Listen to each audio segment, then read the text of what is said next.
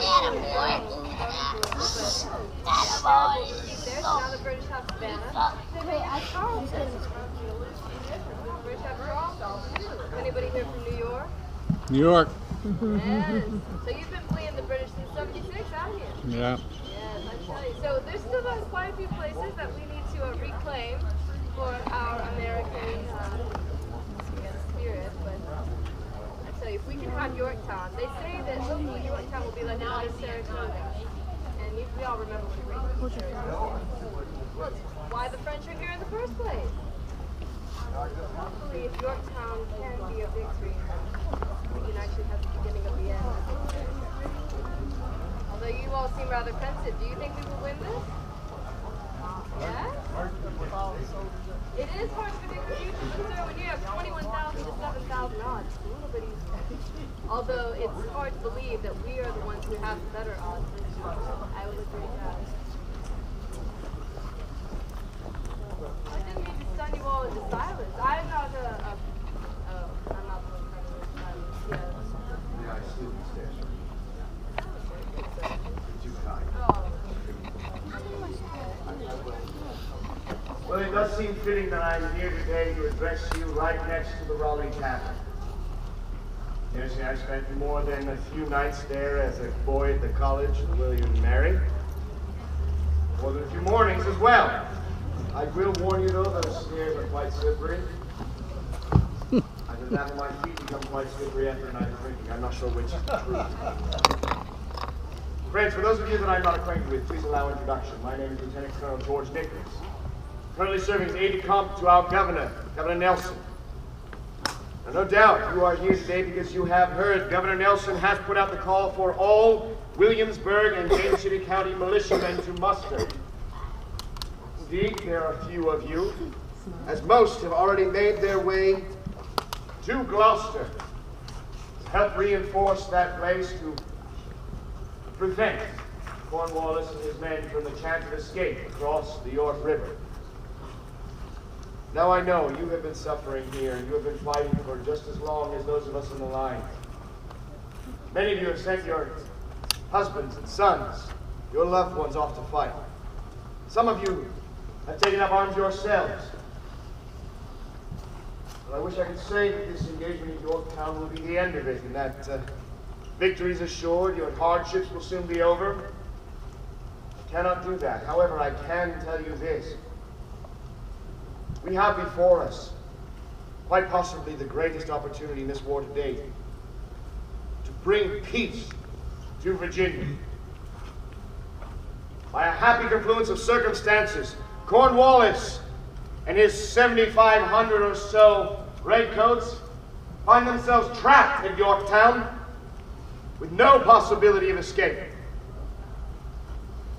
Right now, Comte de Grasse and that fabulous French fleet are erecting a wall of sail and wood, cutting off any possible rescue by the British fleet. Now, tomorrow morning, we begin the march to Yorktown, where we'll join up with the sappers and the miners who have been there already, starting their work on the first parallel. Not all of you will be taking up arms. Some of you will be joining the sappers and miners. But each and every one of you is just as important to this cause. This cause. Things have changed quite a bit over these last 6 years, have they not? When we first began fighting, what was the rallying cry? Liberty, freedom, from a tyrant king. While that is still certainly in our hearts and in our minds, now that the war has come here to Virginia, we fight for something much more important, do we not? Look around you just now. The men, women sitting next to you, the children here. It's no longer some abstract idea. We fight for them. As citizens of a free nation, no longer subject to a tyrant king some 3,000 miles away, we fight for each other, for our future and for the future of our children. Friends, I know many of you are not soldiers, but I know you will serve just as valiantly as any that has taken up arms as a volunteer. For those of you who may still be harboring a little consternation, let me offer you the words of someone much brighter than myself. Words of Mr. Shakespeare. In peace, nothing so becomes a man as modest stillness and humility. But when the blast of war blows in our ears, then imitate the actions of the tiger. Stiffen the sinews. Summon up the blood. Disguise fair nature with hard-favored rage. That is what I am asking of you right now. Disguise that fairer nature that I know is in, well, for most of you. And unleash that hard-favored rage upon Yorktown, upon Cornwallis, and those red-coated devils. The time for talk is past, the time for action is upon us. I'm calling you to muster on one of the finest fighting men Virginia has to offer, Sgt Rose. You'll report to him. He'll reacquaint you with the drill. You will learn to walk and stand as a soldier once again. God save you, my fellow countrymen.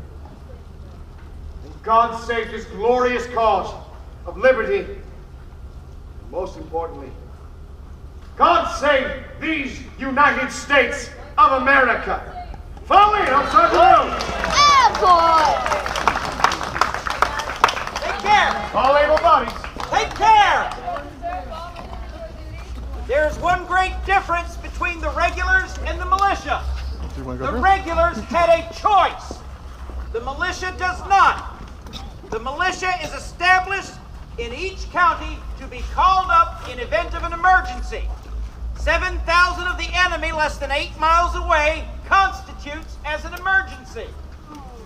All free men above the age of 16 are required to attend militia musters for training and to muster in the event of one of these emergencies. I do not know how often you have mustered prior, but by heaven now you shall.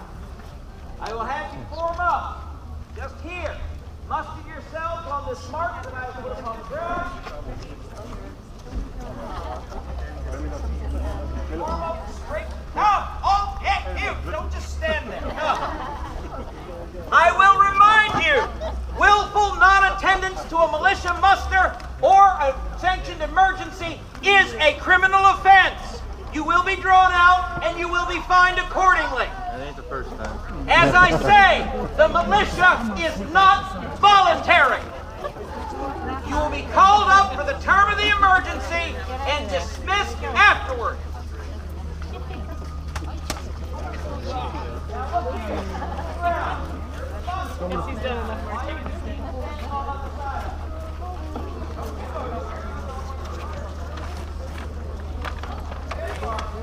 Elbow to elbow.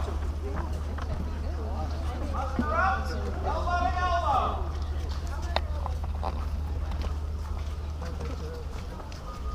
Now listen to me. There has been some stories being told, mostly by people who don't know nothing more than how to tell stories, whether they're accurate or not, that the British Army is composed of a great lot of morons. Because they don't have the decent sense what you do outside the box. Well, get on in. No room on the end, go to the rear. Now, as I said, the British Army is not composed of morons. The British Army is the most powerful military force on God's earth. The British Army did not get that way through luck. The simple fact of it is this. The notion of an American hiding behind a tree and winning the war because his enemy is a moron doesn't fit because it's not true. The British Army has more accurate riflemen than we do. Why do you think they're bringing over so many Germans? I'd say at least a quarter of all the Germans they're bringing over are riflemen. Hiding behind rocks and trees does not work. That is why you practice in formations, because that does work, regardless of what somebody who is uninformed will tell you. If someone tries to convince you that you will hide behind a tree and defeat your enemy, because he won't, they are trying to sell you a ticket or a novel. And what is the supreme word that describes a novel? Fiction. action. You pick up any published map of any battle that has been fought just thus far, you are going to see no individuals marked on it anywhere. You are going to see naught but units of men and how those units are deployed. In formation, French, British, Dutch, American, Spanish, it doesn't matter. I take nothing away from the riflemen, but they make up maybe 2% of the army. They are specialists. They are surgeons with scalpels. You are butchers with meat clippings. That's how we fight the enemy. You can argue it all you want. I'm telling you, you've been misinformed. Now, all that being said, first thing we'll do is get you in formation properly as individuals. You will put your heels about 2 inches apart, your toes coming off at a comfortable angle. Your knees shall hold straight legs, but not locked. Your backs are straight, your thumbs close-fisted, going down the seam of your trousers. Your heads are up, your eyes are turned a little bit to the right so that your left eye comes down squarely with the center of your body. Because this man on the far right side, he is the only one who's right all the time.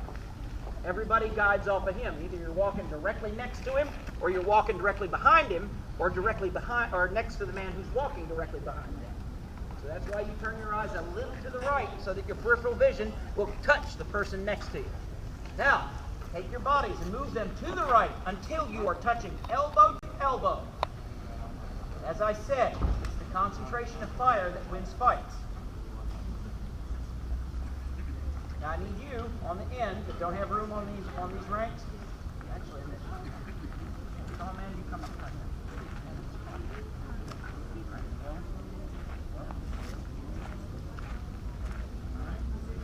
All right. What I want you to do, men in the front rank, take your right hand and point it out in front of you straight. Point it straight in front of you, your right hand. Men in the second rank, take your hand and point it in between the heads of the men in front of you. Between. Now, over his shoulder, straight up. That's 2 bullets, 2 bullets, 2 bullets, 2 bullets, all the way down roughly every 18 inches, correct?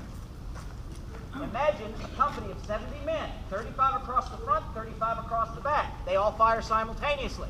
Where does accuracy really need to be put? Nowhere. It's a hail of lead, a swarm of leaden bees being shot at the enemy every 15 seconds. 70 men firing every 15 seconds is 280 rounds every minute, times 10 companies to a regiment, times however many regiments to a battalion. Each unit will march out in concert with others, not individually standing on the green waiting for somebody to kill them. No, you are in constant motion, constantly being covered or covering fellow units. You might be split down the middle into different platoons. Perhaps. That depends on what it is. But still, the matter is numbers of men working in coordination with one another. The riflemen are going to be deployed individually, but again, they only make up 2 or 3% of the army. Their only job is to disrupt the enemy's chain of command. Put your arms down. Now, to march. Let's see, you 2 on the end that don't have no home, go down this side. You always form to the right. You don't have nowhere else to be. There you are. Good, good. Oh, not on the, no, don't make your own. Stand up. Yeah, 3rd rank. There you are. Now, first thing we'll do, now that you're at attention, I want to bring you to rest. The rest is very simple. You take your left hand, put it over your right, put your right foot about 1 inch back and rest on your back hip. Company, rest. 1, just like that. 1 quick move. Doesn't take anything at all. Your right foot is back. You stand like this all the time. The only difference is you're doing it as 1 now. On the command attention, you come back to the former position. Company, attention. Company, rest. Company, attention. Company, rest. Company, attention. Company, rest. Company, attention. Good. Now to move here, first I will teach you to move individually. We've already learned this in drill, but obviously you haven't been to muster recently, so we will knock the rust off and continue. On the command to the right or left face, you will, just look at my feet. Don't move. Here, put your heads down, look at my feet. You will lift up your toes, pivot on your heels, and then correct with the right foot. It is 2 beats. Watch, I'll turn the other direction. 1, 2. 1, 2. 1, 2, 1, 2, 1, 2. It is 2 distinct movements. To have you moving together and acting as one, which is what gives an army its strength, you will all call out 1, 2 as you move. Not 1, 2 turn. 1 on the first half, 2 on the second.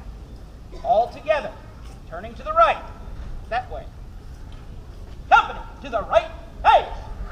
1, 2. And you made a terrible little whimper of that. I don't want a terrible little whimper. I want a loud call. You can count to 2. You've got at least 2 hands. I'm not even asking you to go any higher than that. 2 is good, but count it loudly. Company to the right, hey! 1, 2. Better, louder, but now I want it together. Company to the right, hey! 1, 2. Company to the right, face! 1, 2. Louder, company to the right, face! 1, 2. Company to the left, face! 1, 2. Company to the left, face! 1, 2. Company to the left, face! 1, 2. When you hear the command about, you will turn all the way around to face the opposite direction. Company to the right about, face! 1, 2. Company to the right about, face! 1, 2. Company to the left about, face! 1, 2. Better. All right. As we march, as we go up the field. Get warm.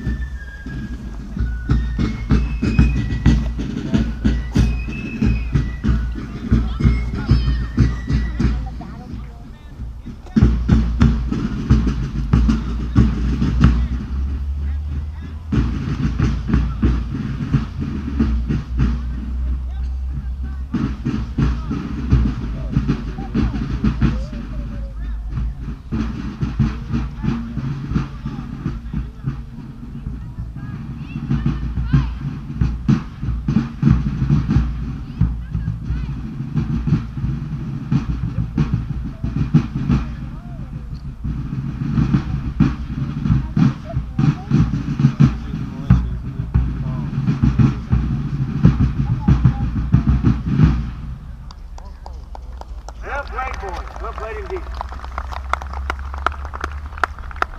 Okay, citizens. My name is Colonel George Nicholas, aide-de-camp to Governor Nelson.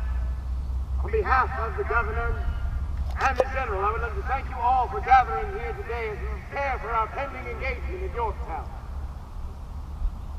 I can tell by the looks on some of your faces that after having been occupied twice already this year by British and Hessian forces, you have had your fill of uniformed men and the havoc and pillage that they've brought upon our fair city.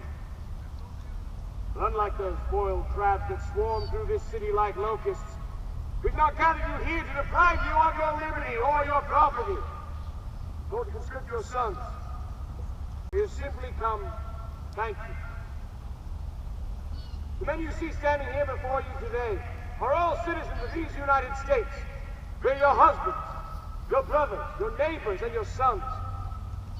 And we will ensure that the sacrifices you have made and the hardships you have borne over these last 6 years, they will not have been in vain. These shopkeepers, farmers of Williamsburg, alongside the regulars of the Continental Line through great hardship and struggle, have become a part of something greater than themselves, and they stand here now with pride to be inspected not only by their officers, but also by you, their fellow citizens.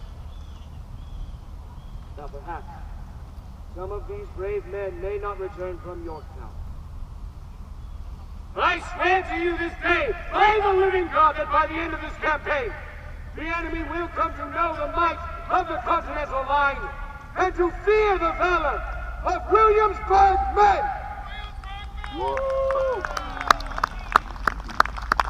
A proud smile upon you all. Come, Major, meet the inspection. Company, attention!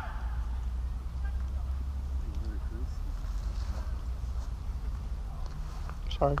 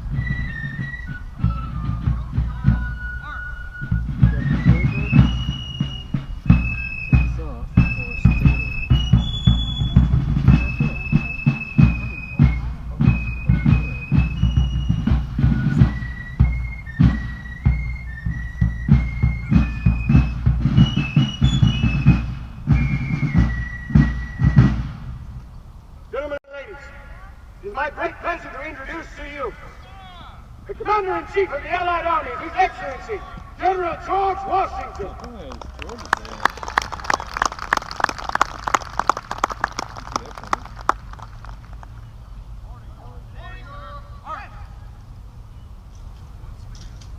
Gentlemen, the Director of all things has carried us through many diverse scenes in a long and bloody contest, which has already continued for more than 6 years. We consider the glories that we have gained, the honors that we have won, the thanks to these belong not to ourselves, but rather to the gracious interposition of an overruling providence. The disadvantageous circumstances for our part, by which this war has been fought, must never be forgotten.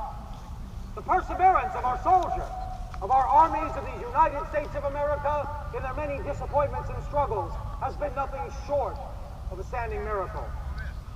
The veterans of our armies of these United States have endured all manner of hardship. They have suffered hunger, nakedness, and cold. They have suffered and they have bled without murmur. But the value by which we esteem our liberty shall only be enhanced by the difficulties of our having gained it. And I remind you that that liberty is not yet secure for posterity. But the hour will soon be upon us, in which the honor and success of our army, as well as the safety of our poor bleeding nation, may well depend. Our enemy, Lord Cornwallis and his command, find themselves trapped at York with no possibility of escape or resupply.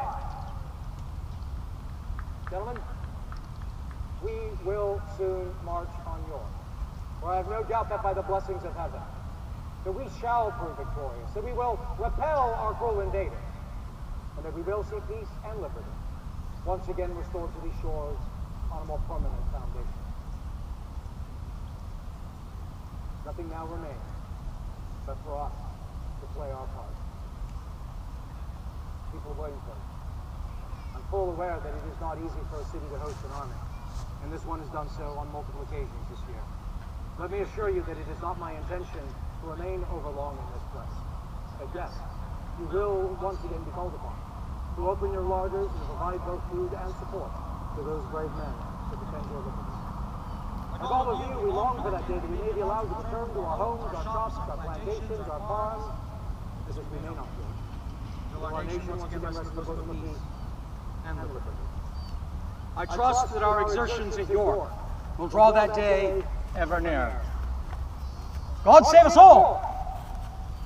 God save our graduating member of the Fifes and Drums, and God save the Congress of the United States of America! Let us have 3 cheers for General Washington. Hip, hip! Hooray! Hip, hip! Hooray! Hip, hip! Hooray! God bless these states united. This time, Sgt Rose, you're ordered to dismiss your company back behind the ropes.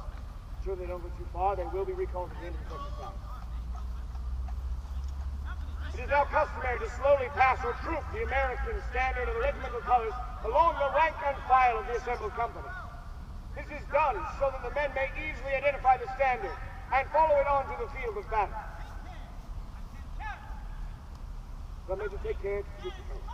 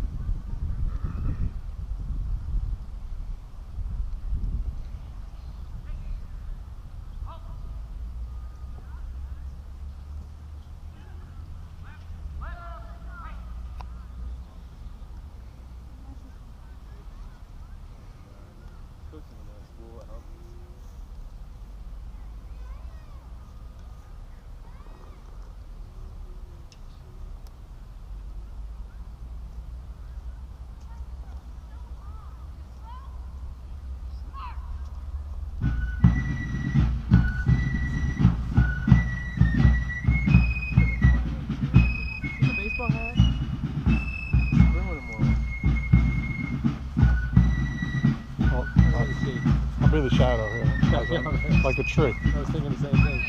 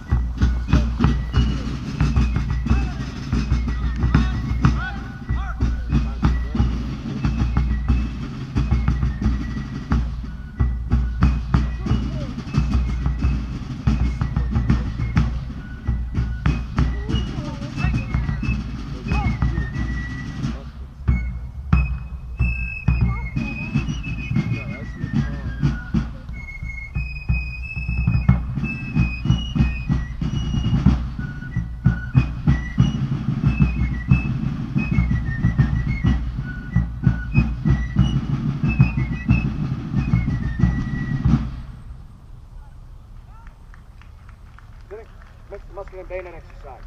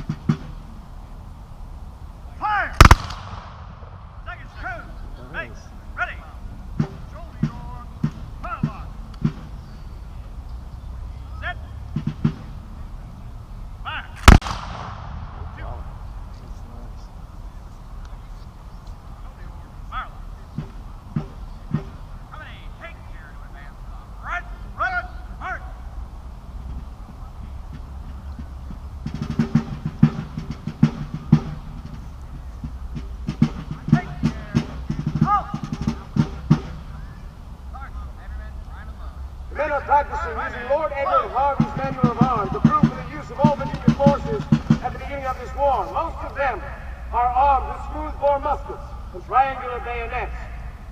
The musket fires a single shot and has an accurate range of about 80 yards.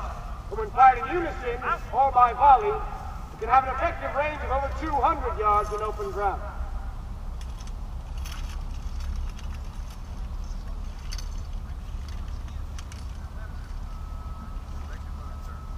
A lot of work. Every time they want to shoot anyone, they got to move out of there.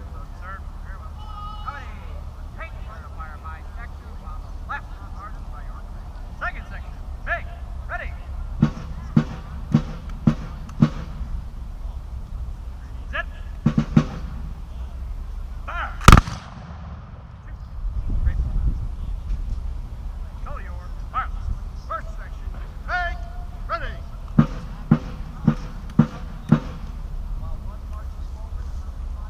Reset. Fire.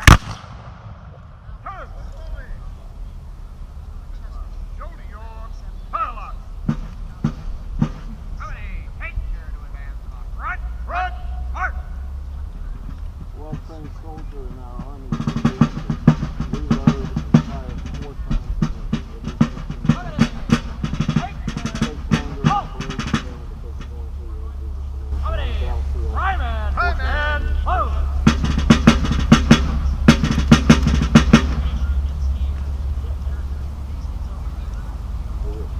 That's the idea of it. That's the advantage of the musket. Smooth bore, easier to reloaded and fired. Because the idea is to put as much lead in the air in the general direction of the enemy as you can.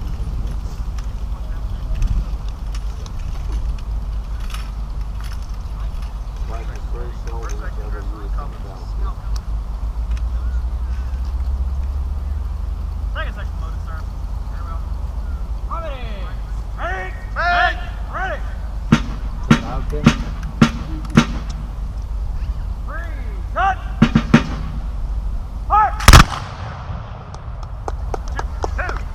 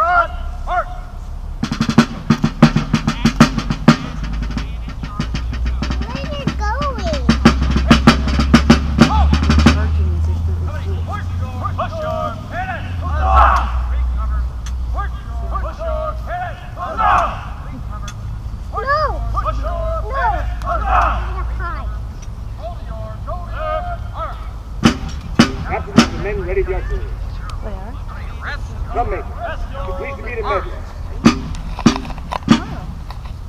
Order your. Arm. Company, round your. Arm. Yeah, it's gonna be the big one here. It's the cannon. Company, rest. Is it gonna be actual? It might be. I don't know. Actually, you'll know when it's gonna fire. You'll have to plug it in there. Stay in the shade. Where's mine? In the shade. Yeah, he's over there sitting down.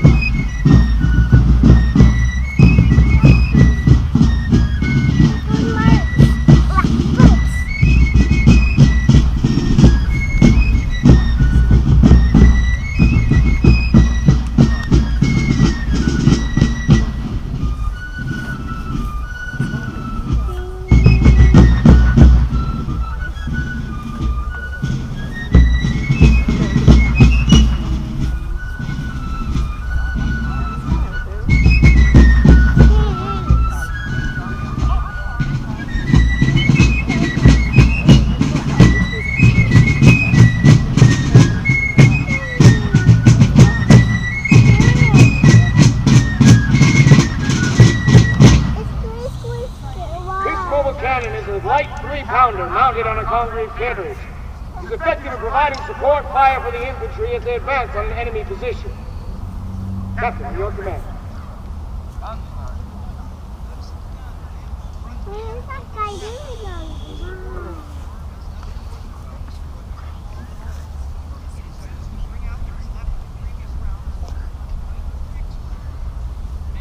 Gunners, attention!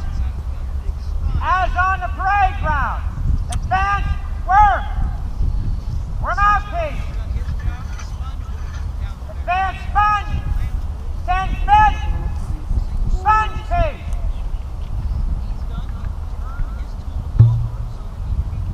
Handle, charge! Coming about!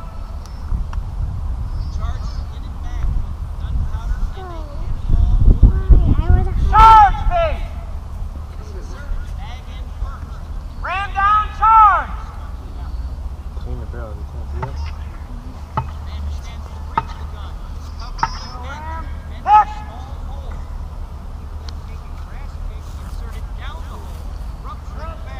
Right! He's got a max.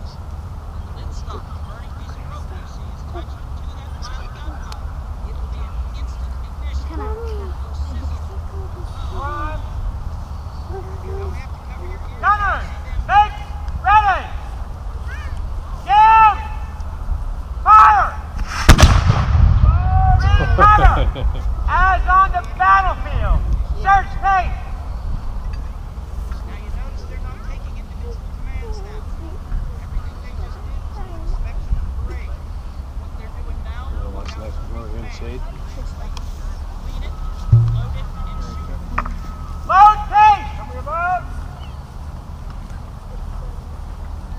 All the same steps, just with very few commands now. On the battlefield, they can load and fire that gun every 30 to 45 seconds. Fire about 15 to 20 seconds, and they stop all guns. Pick and drive!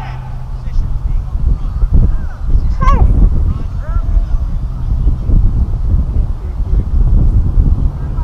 Guns that will be used in Yorktown would be anywhere between 7 and 8 times the size of Gunners, make ready! Give fire! Recover! Search pace! Let us have 3 cheers for the brave men of the Virginia line. Hip, hip! Hip, hip! Hip, hip! At this time, our newly formed militia company is ordered to retake the field and form up on Sgt Rose. Anyone else who would like to follow along behind the Fifes and Drums as they make their way down the Duke of Gloucester Street are welcome to do so. On behalf of the General, I would like to thank you all for gathering here today and for your continued support of our troops. Now men, let's get on to Yorktown and to victory!